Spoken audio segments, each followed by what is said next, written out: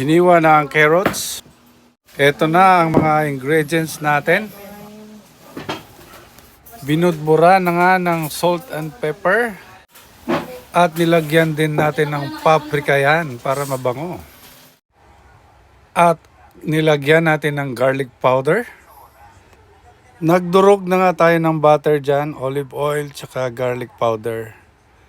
Yan ang ating pamahid sa ibabaw. Wala tayong spray. Pinunasan natin ang ating air fryer dahil wala tayong pang spray.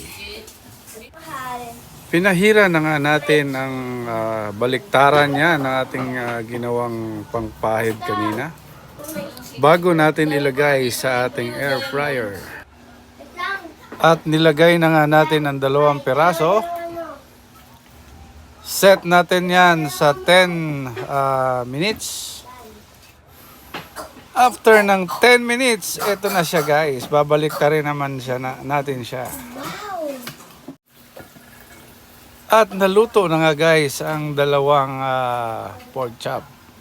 Titikman naman natin ngayon yan. Titikman natin yung ating pork chop air fryer. Mukhang malutong siya guys.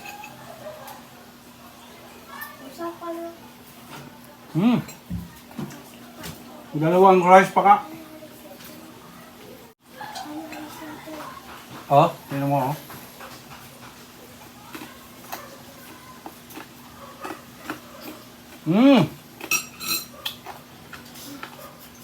Perfect. Ang sarap. Try nyo na to. 2 rice pa. Okay, thank you for watching sa ating reels. Mabuhay o tayong lahat. Maraming salamat po.